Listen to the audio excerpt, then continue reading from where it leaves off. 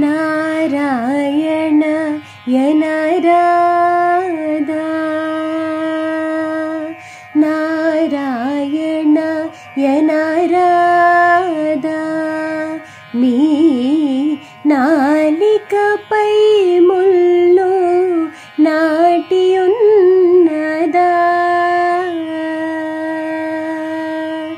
నారాయణ యనరాధా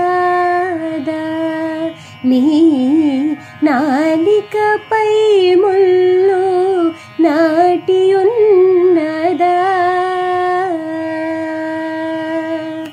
నారాయణ నారాయణ నారాయణ యనరాధా.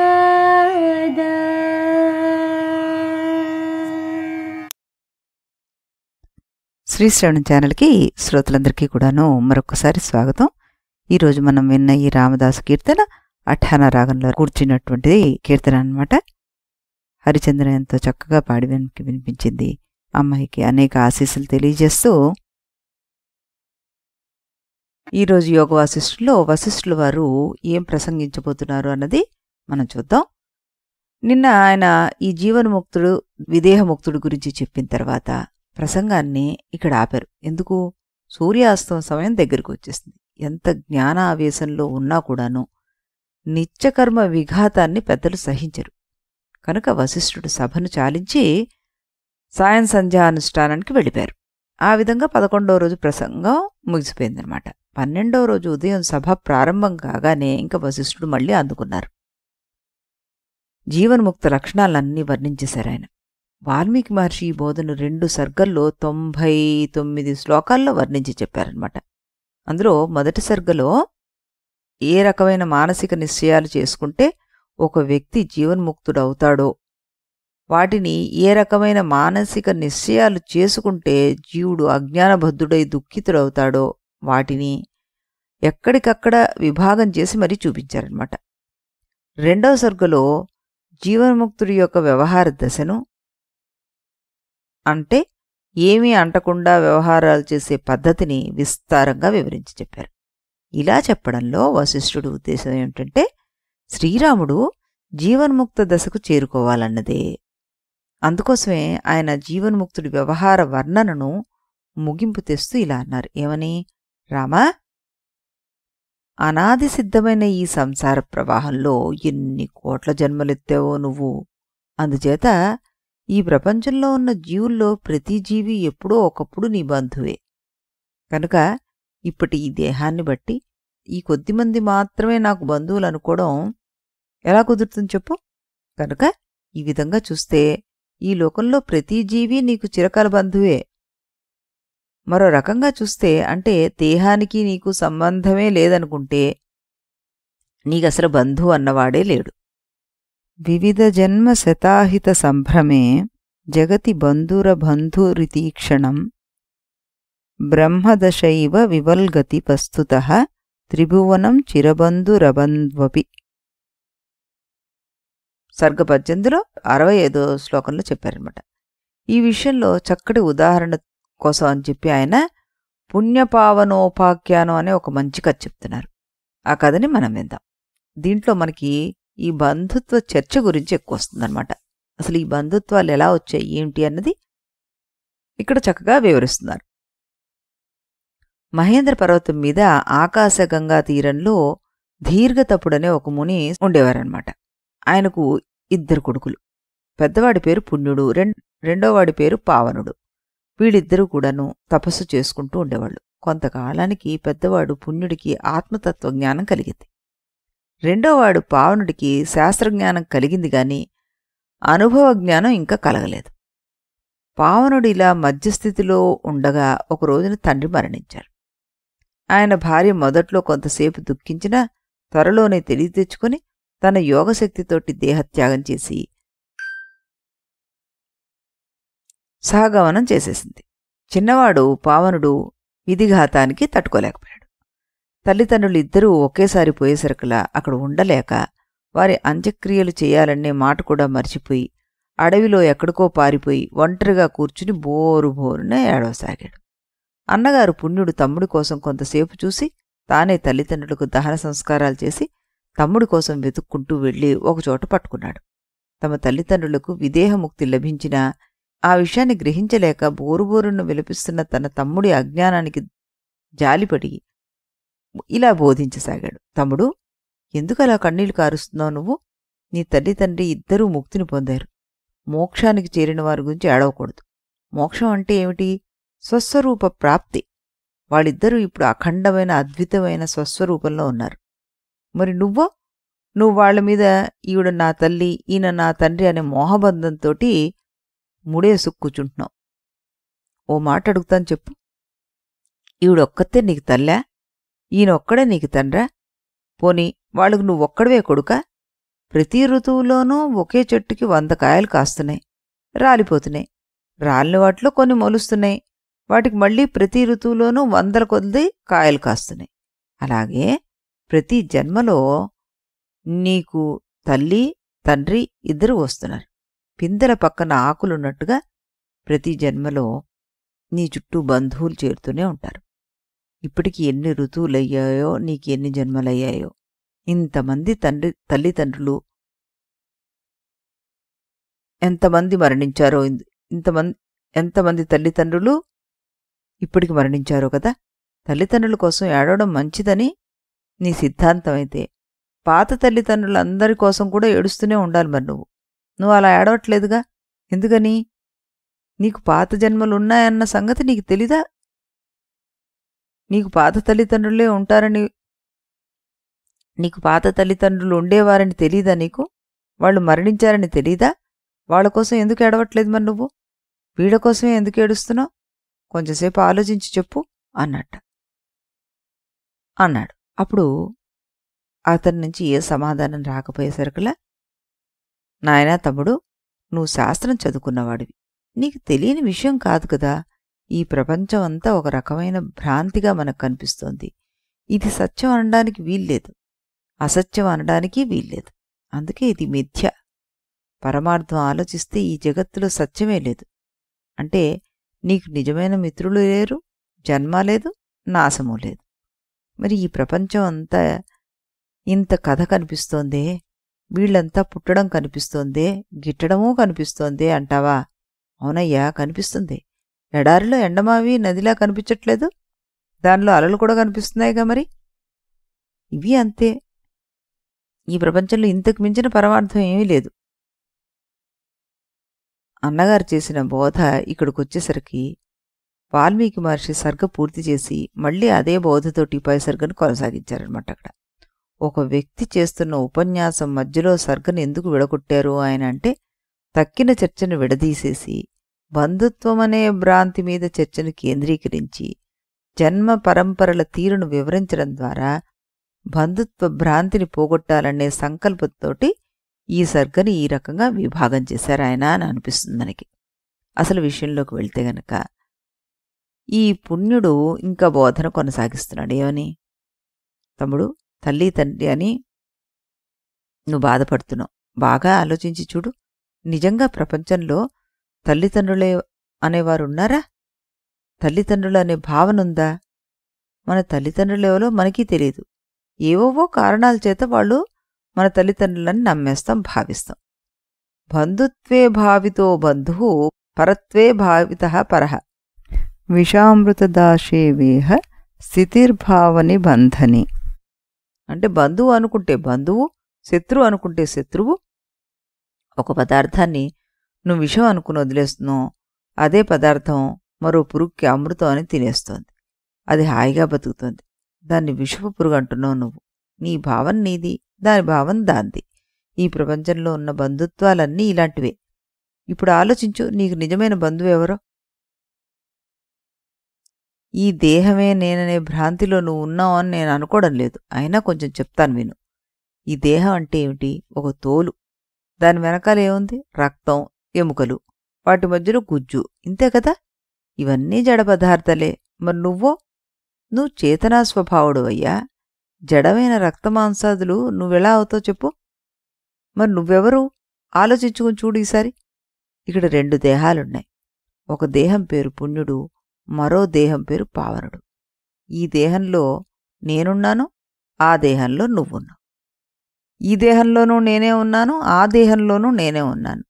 ఈ దేహంలో ఉన్న నేను రక్తమాంసాదులు కాదు, ఆ దేహంలో ఉన్న నేను రక్తమాంసాదులు కాదు. అలాగే నీ తల్లిదండ్రులు వారి శరీరంలో ఉన్న రక్తమాంసాదులు కాదయ్యా. అలా అయితే పుణ్యుడు, పావనుడు, తల్లి, తండ్రి అనే పేర్లు ఎవరికి సంబంధించినవి? అక్కడ రక్తమాంసాదులకు సంబంధించినవా, వాటిలో ఉండే నేనుకు సంబంధించిందా? ఆలోచించి చెప్పు అనగానే తమ్ముడు అప్పుడు నోరు విప్పాడు. పావుండు అన్నాడు, అన్నా, రక్తమాంసాదులు నేను కాదు, కానీ లోపల ఉండే సూక్ష్మ శరీరం నేను కాదనడం బావుండదు. పుణ్యుడు, పావనుడు, తల్లి, తండ్రి ఇవన్నీ ఆయా స్థూల శరీరంలో ఉన్న సూక్ష్మ శరీరాలకు సంబంధించినవేగా అన్నాడు. అప్పుడు పుణ్యుడన్నాడు, తమ్ముడు, ఇలా అయితే నీ సూక్ష్మ శరీరం జన్మజన్మలుగా ఒకటే వస్తోందా, మధ్యలో మారిపోయి కొత్తదొస్తోందా చెప్పు. అప్పుడు పావుండన్నాడు, అన్నా, లింగ శరీరంలో మార్పు ఏమి ఉంటుంది చెప్పు, ఇది ఎప్పటినుంచో అలా అనుగతంగా వస్తూనే ఉంది కదా అన్నారు. పుణ్యుడన్నాడు, మంచిది. అలా అయితే నీ సూక్ష్మ శరీరానికి ఒక్కొక్క జన్మలో ఒక్కొక్క తల్లిదండ్రులున్నారు. పాత జన్మల తల్లిదండ్రులంతా మరణించారు. మరి వారి కోసం నువ్వు ఏడవట్లేదు ఎందుకు అనగానే ఈయనన్నాడు, అంటే నేను వెనకటి జన్మలో ఏ గోత్రాల్లో ఏ తల్లిదండ్రులకు కొడుకే పుట్టానో తెలుసుకుని దుఃఖించాలంటావా ఏమిటి అని అడిగాడు. గోత్రాలేమిటి? కొన్ని జన్మల్లో నువ్వు మృగాలుగా పుట్టావు, అడవుల్లో చెట్లుగా పుట్టావు, కొండల్లో సింహాలుగా పుట్టావు, నదుల్లో చేపలుగా పుట్టావు, కుగ్రామంలో కోతిగా పుట్టావు, కొన్నిసార్లు రాజకుమారుడిలాగా పుట్టావు, అవి కాకుండా కాకిగా పుట్టావు, హైహవ దేశంలో ఏనుగ్గా పుట్టావు, తాటి చెట్టు మీద పురుగులాగా కూడా పుట్టావు, మేడి చెట్టు మీద దోమయ్య కూడా పుట్టావయ్యా, పూర్ణవృక్షపు త్వరలో చీమగా కూడా పుట్టావు, అక్కడ్నుంచి సరాసరి నాకు తమ్ముడుగా పుట్టావు. ఇప్పుడు కాదు, ఒకానొక పాత జన్మలో, మరొక జన్మలో ఒక పేడ కుప్పలో పురుగువై గడిపిన జీవితం పై జన్మలో నాకు తమ్ముడివయ్యావు. మరో జన్మలో ఒక బోయదాని కొడుకువై పుట్టి ఆ పై జన్మలో నాకు తమ్ముడివై పుట్టావు. తమ్ముడు, నువ్వే కాదు, నేను అనేక జన్మలెత్తా. చిలుకగా పుట్టాను, కప్పగా పుట్టాను, గద్దగా పుట్టాను, ముసలిగా పుట్టాను, ఇంకా ఎన్నో రకాలు. గత జన్మలో శ్రీశైలంలో ఒక ఆచార్యపుత్రుడిగా పుట్టాను. ఇప్పుడు నీకు అన్నగా పుట్టాను. నాకు నా జన్మలు నీ జన్మలు కూడా తెలుసు. తెలిసి నేను ఎవరికోసం ఏడవాలి? ఏ తమ్ముళ్ళ కోసం ఏడవాలి? ఏ తల్లిదండ్రుల కోసం ఏడవాలి? కాబట్టి తమ్ముడు, ఈ చిక్కు సమస్య తెగాలంటే ఒకటే మార్గం ఉందయ్యా. నా బంధువులు అంటున్నావు కదా, వీటిలో మొదటి పదం నేను కనుక నేను అంటే ఏమిటో తెలుసుకో. అది తెలుసుకుంటే నేను అనే భావనే ఎగిరిపోతుంది. దాంతోపాటు బంధువులనే భ్రాంతి, దాంతోపాటు బంధువియోగం, శోకము కూడా ఎగిరిపోతాయి. కనుక తమ్ముడు, ముందర ఈ దుఃఖపు పొంగును ఆపుకో, మనస్సులో కోరికల పొంగులు ఆపుకో, హృదయ పద్మంలో ఆత్మసాక్షాత్కారాన్ని చేసుకో. అలా చేస్తే సంసార వాసనలన్నీ వాటంతటవే తుడిచిపెట్టిపోతాయి. నిర్మలమైన స్వచ్ఛమైన స్వస్వరూపంలో నువ్వు మిగిలిపోతావు. దాంతో నీకు శాశ్వతమైన తృప్తి కలుగుతుంది. ఈ విధంగా అన్నగారు బోధించేసరికి తమ్ముడు పావనుడికి జ్ఞానోదయం అయిపోయి మనస్సమాధి కుదిరి ధ్యేయవాసన త్యాగం చేయగలిగాడు. ఆ తర్వాత సోదరులిద్దరూ జీవన్ముక్తులై చాలా కాలం జీవించి ఉండి ఆ అడవిలో యథేచ్ఛగా సంచరించారు. కనుక రామా, నువ్వు కూడా అదేవిధంగా నావారు నా బంధువులు అనే భావాన్ని పరిత్యజించి ధ్యేయమైన తృష్ణా త్యాగాన్ని ఆశ్రయించి జీవన్ముక్తుడవై సంచరించు అన్నారు వశిష్ఠ మహర్షి. ఆ ఒక్క ముక్క అనడానికి వశిష్ఠుల వారు మనకి 30 శ్లోకాలు తీసుకున్నారు. ఎందుకింత సాగదీసినట్లు? ఈ ప్రశ్న ఉపశమ ప్రకరణలో ప్రవేశించిన ఏ పాఠకుడికైనా కలిగి తీరుతుంది. నిజానికి ఈ వివరణా విధానంలో వశిష్ఠుడు బోధనా ప్రణాళికంతా ఇవిడు ఉంది. ఎలా? ఉపశమ ప్రకరణలో 9 కథలున్నాయి. అందులో 2 కథలు ఇప్పటికి గడిచిపోయాయి. ఒకటి జనక మహారాజు కథ, రెండవది పుణ్యపావనుల కథ. ఈ కథల్లో కథ ఏముంది? ఏదో 2 పాత్రలు పేర్లు అడ్డం పెట్టుకుని చర్చ పెంచుతున్నాడంతే. నిజానికి స్థితి ప్రకరణతోనే సిద్ధాంత భాగబోధ అయిపోయింది. ఇక ఆచరణ భాగబోధ చెయ్యదలుచుకున్నారు ఆయన. అందుకే దీని పేరు ఉపశమ ప్రకరణ అన్నారు. ఉపశమం అంటే చిత్త ప్రశమనము అన్నమాట. దీనికి ఎన్ని రకాల ఉపాయాలుంటాయో, ఉపాయాల వెనుక గల హేతుబద్ధత ఏమిటో వివరించడం ఈ మహర్షి లక్ష్యంగా పెట్టుకున్నారు ఇందులో. యతో వా ఇమాని భూతాని జాయంతే ఏన జాతాని జీవంతి యత్ ప్రియంత్యభిసంవిశంతి అనే ఉత్పత్తి స్థితి లయ క్రమానికి అతకాలి. అందుకోసం ఈ మహర్షి ప్రకరణలో ప్రధానంగా గాధి బ్రాహ్మణ కథ అనే కథను ప్రధాన కథగా చెప్పాలని మనసులో పెట్టుకున్నారన్నమాట. దాని దగ్గరికి చేరే ముందు దాని తర్వాత కూడా చిత్తప్రశమన మార్గంలో ఉండే రకరకాల భేదాలను చూపించదలుచుకున్నారు ఆయన. ఈ భేదాలను కూడా అడ్డదిడ్డంగా కాక ఒక వరుసలో పెట్టుకుంటూ గాధి బ్రాహ్మణ కథలోకి ప్రవేశింపజేసి మళ్లీ దాంట్లోంచి లఘు కథల్లోకి ప్రవేశించాలని ఆయన ప్రణాళిక వేసుకున్నారు. ఈ ప్రణాళికల్లో భాగంగానే ఇప్పటివరకు మనకి జనకుడి కథ ఒకటి, అలాగే ఈ పుణ్యపావనల కథ ఒకటి చెప్పడం జరిగింది. జనక కథలో ఏదో ఊహించని సన్నివేశం వల్ల మంచి మాటలు చెవినపడి అది గుండెకి హత్తుకొని చిత్తప్రశమన ఎలా కలగవచ్చునో సూచించారు. పుణ్యపావనుల కథలో మధ్యమాధికారులకు ఉత్తమాధికారులు వెంటబడి ఎలా బోధ చేస్తారో ఆ విధానం చూపించారు. ఇంకా రాబోయే కథల్లో అనుకోకుండా సద్విచారణ ప్రారంభమై దానికి రవ్వంత గురుబోధ తోడైతే ఉన్నట్టుండి బుద్ధి వికాసం చెంది ఆత్మజ్ఞానం కలిగే అవకాశం కూడా ఉంది అంటూ చెప్పదలుచుకున్నారు ఆయన. అందుకు పీఠికగా 22వ సర్గ ప్రారంభంలో వశిష్ఠ మహర్షి ఒక మాట వదిలేశారు. ఏమని? ఓ రామ, బలిచక్రవర్తికి కలిగినట్లుగా నీకు హఠాత్తుగా బుద్ధి వికాసం కలిగి ఆత్మజ్ఞానం కలుగుగాక అన్నారు. వెంటనే శ్రీరాముడు ఈ బలిచక్రవర్తి ఎవరు, ఆ బుద్ధి వికాసం ఏమిటి అంటూ వివరాలు అడిగారు. వశిష్ఠ మహర్షి ఇలా మొదలుపెట్టారు. రామ, నీకు తెలుసు కదా, బలిచక్రవర్తి పాతాళంలో రాజ్యం చేస్తూ ఉంటాడు. అతను వామనావతారమూర్తి అయిన శ్రీహరి వల్ల పాతాళలోకానికి చేరి అక్కడ సాటిలేని వైభవంతో రాజ్యం చేస్తూ అంతులేని భోగాలను అనుభవిస్తూ కాలం గడుపుతున్నారు. ఇలా యుగాలు గడిచిపోయాయి. రామా, పాతాళం అంటే నరకం అనుకునేవేమో. నరకం పాతాళంలో ఒక భాగం మాత్రమే. అక్కడ పాపులను శిక్షించే విభాగం ఉంది. ఆ ప్రదేశం దుఃఖమయంగా ఉంటుంది. పాతాళంలో మిగిలిన భాగం మాత్రం సుందరంగా ఉంటుంది. అక్కడ స్వర్గానికి మించిన సుఖాలున్నాయి. పురాణాలు కూడాను వీటిని స్పష్టం చేశాయి. కనుక బలిచక్రవర్తి కొన్ని యుగాల పాటు అక్కడ అంతులేని సుఖభోగాలను అనుభవించి చివరికి విసిగెత్తిపోయి వాటి మీద వైముఖ్యం తెచ్చుకున్నారు. అలాంటి దశలో అతను ఒక రోజున ఇంటి కిటికీలో కూర్చుని సంసార చక్ర స్థితిని గురించి ఆలోచించడం ప్రారంభించాడు. ఇంకా ఎంతకాలం నేనిలా రాజ్యం చేయాలి? ఎంతకాలం ఈ భోగాలు వెంటపడాలి నేను? అవే పగళ్ళు, అవే రాత్రులు, అవే సంసారాలు, అవే పనులు చూసి చూసి సిగ్గేస్తోంది, పిల్ల చేష్టగా అనిపిస్తోంది. ఇది ఇంకా ఎంతకాలం సాగాలి? అలా మొదలైన ఆలోచన క్రమంగా బలపడి బరవెక్కి ఆ బలిచక్రవర్తి తనకు తెలియకుండానే ధ్యానస్థితిలోకి వెళ్ళిపోయాడు. కొంతసేపటికి ధ్యానంలోంచి బయటకొచ్చాడు. అలా బయటకు వస్తూనే తన చిన్ననాటి సంఘటన ఒకటి గుర్తుకొచ్చింది. ఆ సంఘటనలో బలి తన తండ్రి అయిన విరోచనుణ్ణి కొన్ని సందేహాలు అడిగాడు. అప్పటి తండ్రి కొడుకుల సంభాషణ ఈ విధంగా జరిగింది.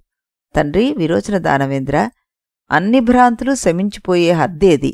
మనోమోహం శమించిపోయే హద్దేది? ఏ స్థానాన్ని పొందితే ఏ ఏషణాత్రయం విడిపోతుందో అలాంటి స్థానం ఏది? పునరావృత్తి లేని శాశ్వత స్థానం ఏది అని ఒక రకంగా కొడుకు తండ్రిని ప్రశ్నించాడు. అడిగేవాడు చెప్పేవాడు ఇద్దరూ రాజులే కనుక విరోచన చక్రవర్తి రాజుల పరిభాషలోనే తన సమాధానాన్ని చెప్పాడు. నాయనా బలి, ఉంది, అలాంటి స్థానం ఉంది. అది చాలా పెద్దది. కానీ ఇక్కడ అడవులు లేవు, కొండలు లేవు, సముద్రాలు లేవు, అసలు పంచభూతాలే లేవు. మానవులు లేరు, దానవులు లేరు, దేవతలు లేరు, ఇద్దరే ఉన్నారు, ఒక రాజు, ఒక మంత్రి. ఈ మంత్రి చాలా గట్టివాడు. ఉన్నవి కూల్చగలడు, లేనివి పేర్చగలడు. రాజుగారికి అన్ని పనులు చేసి పెట్టేది అతడొక్కడే. రాజుగారు మాత్రం ఏకాంతంలో స్వస్థంగా హాయిగా ఉంటున్నాడు. అది నువ్వు కోరుకునే స్థానం అనగానే బలి అడిగారు, ఆ స్థానం ఎక్కడుంది? దాన్ని ఎలా చేరుకోగలగాలి? దాన్ని గెలుచుకునేదెలాగా అంటూ ప్రశ్నించారనమాట. దీనికి సమాధానంగా విరోచనుడు ఏం చెప్తున్నారు అన్నది మనం రేపటి ఎపిసోడ్లో రాముల వారి కీర్తన విన్న తర్వాత అప్పుడు చెప్పుకుందాం. అంతవరకు సెలవు.